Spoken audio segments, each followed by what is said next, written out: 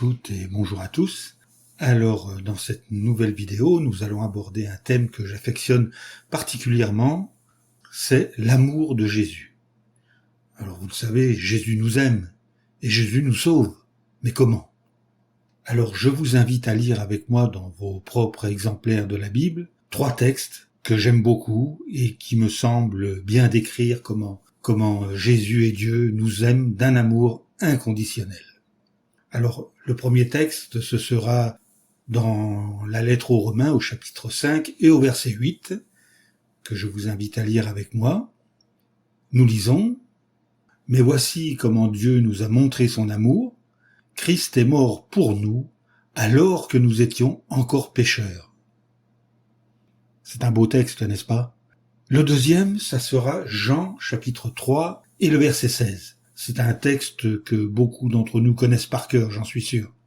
Là, nous lisons « Car Dieu a tellement aimé le monde qu'il a donné son Fils unique, afin que tous ceux qui exercent la foi en lui ne soient pas détruits, mais aient la vie éternelle. » Enfin, le dernier texte se trouve dans l'évangile de Jean, au chapitre 14 et au verset 23. Celui-ci aussi est un beau texte. Je vous invite à le méditer. Jésus lui répondit, « Si quelqu'un m'aime, il obéira à ma parole, et mon Père l'aimera, et nous viendrons vers lui, et nous ferons chez lui notre habitation. » Voilà, ceci est un préambule à cette vidéo, et nous allons entrer dans le vif du sujet. Alors Jésus a dit un jour, « J'aime le Père. » Rien ne lui importait davantage. Non pas que Jésus ait répété ces paroles à tout propos.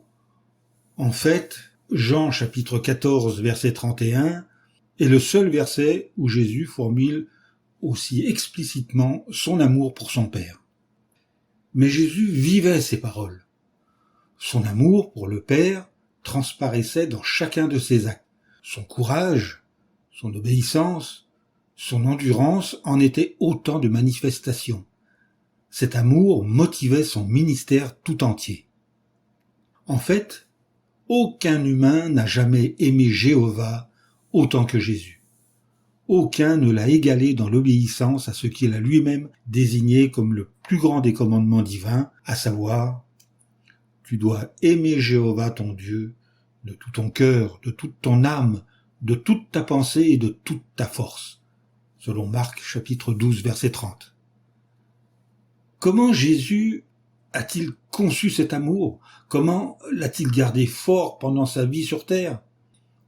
Et surtout, comment pouvons-nous l'imiter? Jésus était un homme d'une profonde empathie. Il comprenait et partageait les sentiments de ceux qui souffraient. Même s'ils n'étaient pas dans leur situation, il ressentait véritablement leur peine. En Hébreux chapitre 4 verset 15, nous lisons « Car nous n'avons pas un grand prêtre incapable de compatir à nos faiblesses, mais un grand prêtre qui, sous tout rapport, a été mis à l'épreuve comme nous, mais sans péché. » Souvenez-vous, quand il a guéri une femme atteinte d'un flux de sang depuis 12 ans, il a parlé de son mal comme d'une pénible maladie. Preuve qu'il était conscient de la détresse et des souffrances de cette femme. Vous trouverez ce récit dans l'évangile de Marc au chapitre 5, les versets 25 à 34. Également, souvenez-vous, quand il a vu Marie et d'autres pleurer la mort de Lazare, il a été remué par leur chagrin. Son émotion était telle que même s'il savait qu'il allait ressusciter son ami, il a versé des larmes. Jésus nous a laissé un exemple d'amour plus remarquable encore que les miracles. Comment? En prêchant la bonne nouvelle du royaume. Il a dit « Je dois annoncer la bonne nouvelle du royaume de Dieu aux autres villes aussi, car c'est pour cela que j'ai été envoyé. » Selon l'évangile de Luc, chapitre 4, verset 43. Pourquoi Jésus donnait-il la priorité à cette activité? D'abord, pour amour pour Dieu, mais aussi par compassion pour nous tous. De toutes ces marques de compassion, apaiser la faim spirituelle des gens était la plus importante. Tous les chrétiens savent que Jésus nous a sauvés du péché et de la mort. Il nous a sauvés quand il a offert sa vie en rançon. Vous trouverez ce texte dans Matthieu chapitre 20 verset 28. La Bible l'appelle donc le Sauveur du monde, selon 1 Jean chapitre 4 verset 14. Elle déclare également « Il n'y a de salut en personne d'autre, car il n'y a sous le ciel aucun autre nom qui ait été donné parmi les hommes, par lequel nous devons être sauvés. » Actes chapitre 4 verset 12.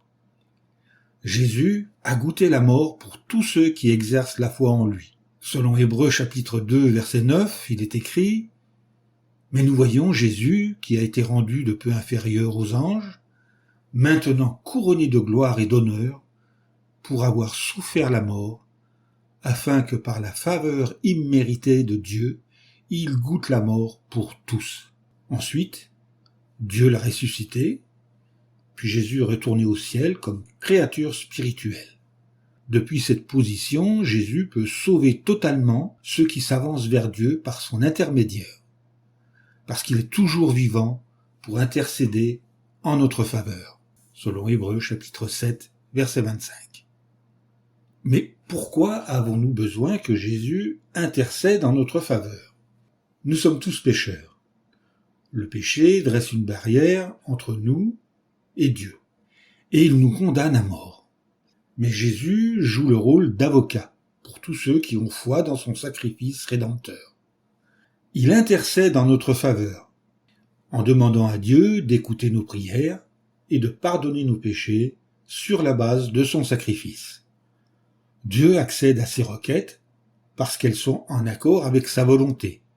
Il a envoyé Jésus sur terre pour que le monde soit sauvé par son intermédiaire, selon Jean chapitre 3 verset 17. Donc, croire en Jésus est nécessaire pour obtenir le salut, mais ça n'est pas suffisant. La Bible dit « De même que le corps sans esprit est mort, de même aussi la foi sans œuvre est morte », selon la lettre de Jacques au chapitre 2 et au verset 26. Pour être sauvés, nous devons avoir une foi active. Nous devons apprendre à connaître Jésus et son Père, Jéhovah, selon Jean chapitre 17 verset 3. Et nous devons bien sûr avoir foi en eux, selon Jean chapitre 12 verset 44. D'ailleurs, dans ce texte, il est écrit « Cependant, Jésus cria, « Tout homme qui a foi en moi, a foi non seulement en moi, mais aussi en celui qui m'a envoyé. » Nous devons également démontrer notre foi en obéissant à leurs commandements, à Jésus et à Dieu. Pourquoi donc m'appelez-vous Seigneur, Seigneur, mais ne faites-vous pas ce que je dis? Jésus nous a enseigné que ce ne sont pas tous ceux qui l'appellent Seigneur, Seigneur, qui seront sauvés, mais uniquement ceux qui font la volonté de son Père qui est au ciel, selon Matthieu chapitre 7, verset 21. Donc, nous devons continuer à manifester une foi active, malgré les persécutions en tout genre, les insultes verbales, les agressions physiques, les emprisonnements, etc., etc. Jésus l'a clairement fait comprendre quand il a déclaré « Celui qui aura enduré jusqu'à la fin sera sauvé ».